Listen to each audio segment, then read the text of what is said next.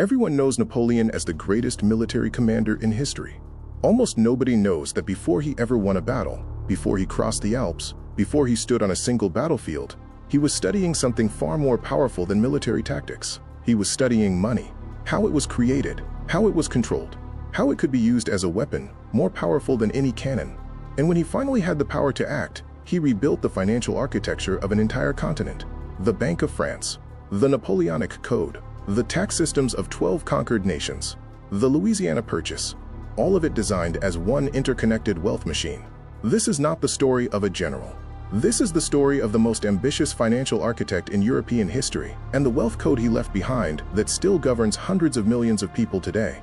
Napoleon was born in 1769 in Corsica, a poor island that had been sold by the Republic of Genoa to France just 1 year before his birth. His family was minor nobility, with little actual wealth. He earned a military scholarship to French schools, where he excelled not just in military science but in mathematics and economics. He read everything. Adam Smith's Wealth of Nations had been published in 1776, and Napoleon studied it carefully. He read histories of Rome, Carthage, Venice, and Genoa. What he took from all of it was one central insight. Every great military power in history had been, at its foundation, a great financial power. Rome didn't conquer the Mediterranean with swords alone. It conquered it with a tax system, a currency, and a legal framework that made Roman commerce the most attractive in the world. Napoleon intended to do the same for France. The first rule of the Napoleon Wealth Code: military power without financial power is temporary. Financial power without military power is vulnerable. The two together are unstoppable. In 1800, just 1 year after seizing power as first consul, Napoleon created the Bank of France. France at the time was financially chaotic.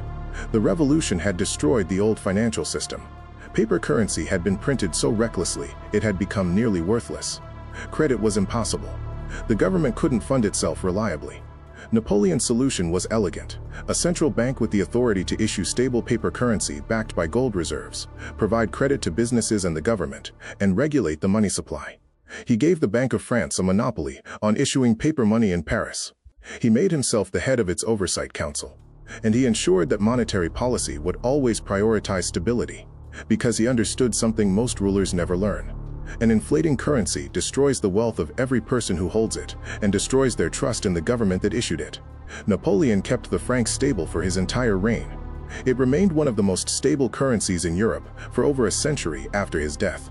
The second rule: control the currency and you control the economy. But a currency only has power if people trust it. Stability is the source of that trust. Napoleon's greatest financial achievement was not military, it was legal. The Napoleonic Code, introduced in 1804, did something revolutionary. It standardized property rights across France and every territory Napoleon controlled.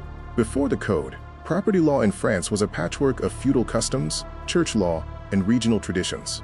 Who owned land? Who could inherit it? Could a merchant own property the same way a nobleman could? The answers varied by region and religion. The Napoleonic Code answered all of these questions with one principle: property rights are absolute, universal, and protected by the state.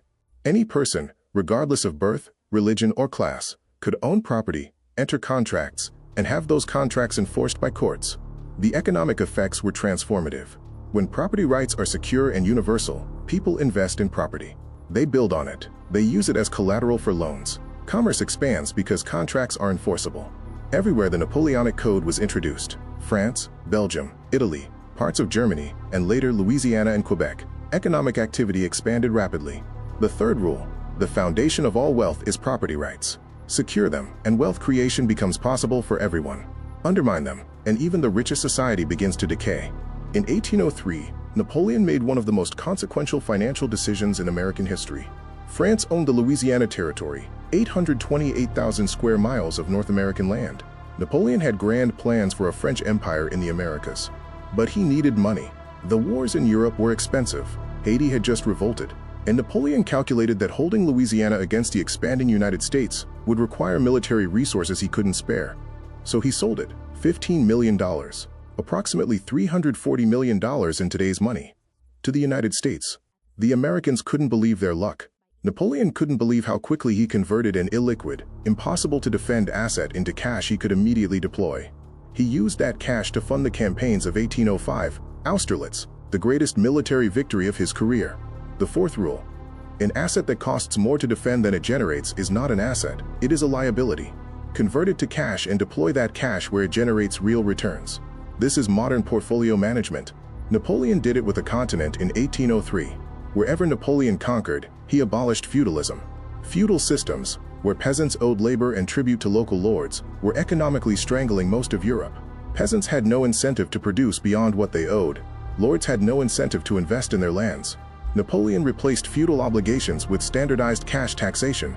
Peasants now owned their labor and surplus production. They paid a fixed tax to the state, and everything beyond that was theirs. The result was an explosion of agricultural and commercial productivity across every territory Napoleon controlled. When people own the products of their work, they produce more. When they produce more, there is more to tax. Revenue increased, even as the individual tax burden often decreased. The fifth rule: tax systems that incentivize production generate more revenue than systems that punish it. The best tax is the one people accept because they see it as fair. The Napoleon Wealth Code has 5 rules. 1. Military and financial power must reinforce each other. Napoleon built both simultaneously.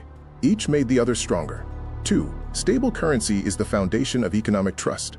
The franc stability enabled commerce, credit, and investment at scales France had never seen. 3. Property rights are the engine of wealth creation.